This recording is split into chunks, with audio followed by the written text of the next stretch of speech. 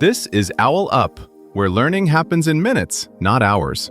For a deeper journey, explore all our courses at owlup.co.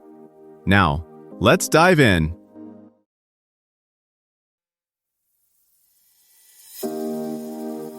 Welcome to Chapter 1 of our series, Roman Political Structures, From Republic to Empire.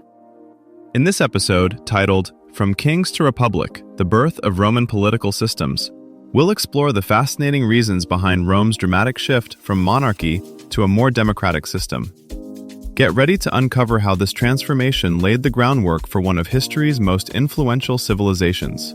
Let's dive in.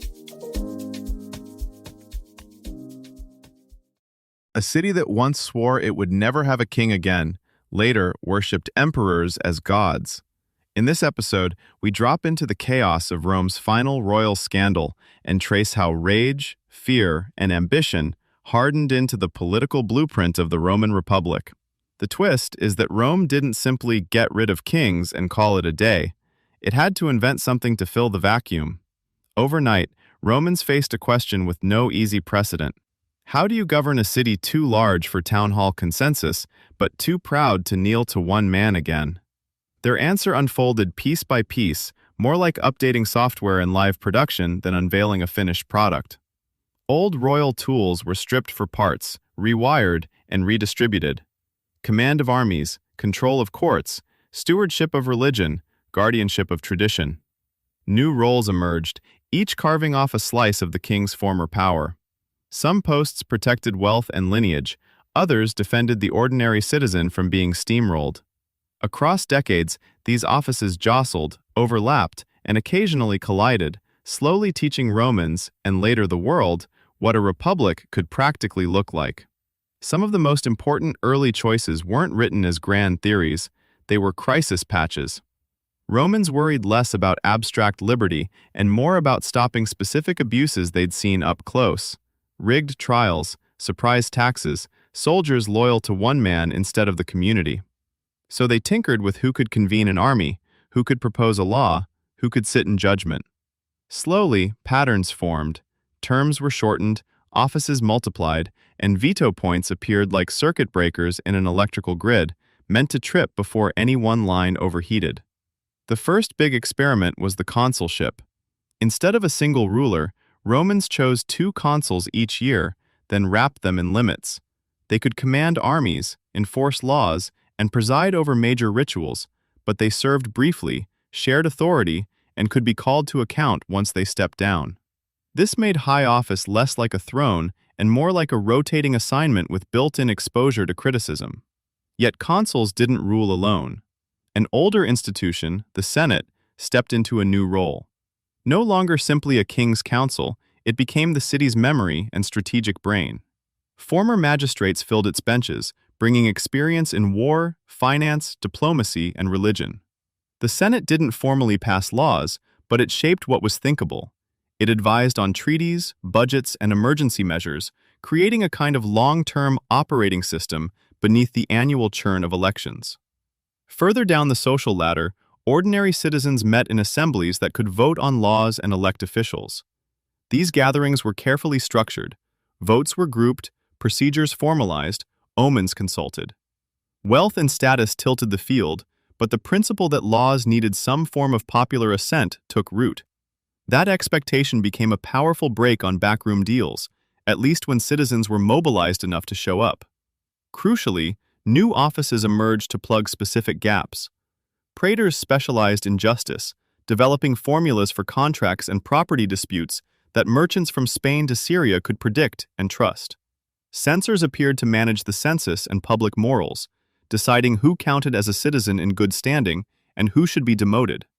These roles didn't just distribute power, they professionalized it, carving governance into domains that demanded sustained expertise.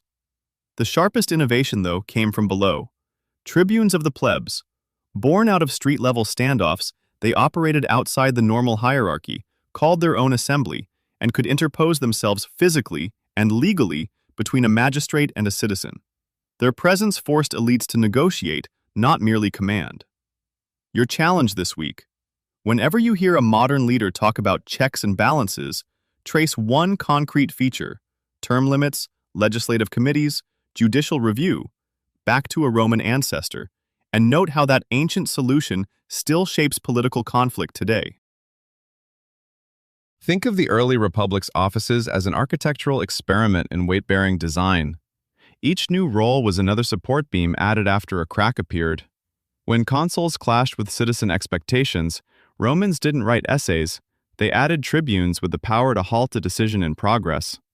When legal disputes grew too complex for part-time judges, they created praetors, whose rulings slowly formed a reusable toolkit for merchants and landowners who needed predictable outcomes.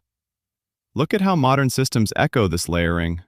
The way a city council can block a mayor's project recalls how assemblies could stall elite plans. Ethics committees and bar associations faintly mirror censors, policing reputation and eligibility without rewriting basic laws. Even lame duck periods after an election feel like a distant cousin of Rome's insistence that office be temporary, with an expectation of scrutiny afterward. Your challenge? Pick one modern institution you live under, a school board, union, homeowners association, and map which part resembles consul, senate, or tribune. Rome's shift away from kings also shows how systems age. Every new office or law was like adding a software patch, fixing one bug, sometimes creating another. As states today tweak constitutions or expand executive power, the Roman lesson is less copy this model than assume drift. Rules that once protected can harden into barriers or be quietly bypassed. The real test is whether societies keep updating their code before a crisis forces a total reboot. Rome's early redesign never fully settled. Each crisis rearranged the furniture again. Later, dictatorships, extended commands, and charismatic generals stretched those careful limits like rubber bands. As you watch modern institutions strain under pressure, you're glimpsing the same pattern. Rules work, until personalities and emergencies press against their edges. Try this experiment. For one day, run your household or workplace like the early Roman Republic. This morning, assign 2 consuls, you and one other person, who must jointly approve every significant decision, and create a tiny senate of 3 to 5 people who must be consulted on any public matter, scheduling, shared resources, group plans. Set a simple veto rule. Anyone in the Senate can reject a proposal once per day, like a tribune defending the plebs. At day's end, notice what changed. Did shared power slow things down, prevent bad decisions, or surface new voices the way it did when Rome shifted from kings to a republic? This was OwlUp, your daily step forward.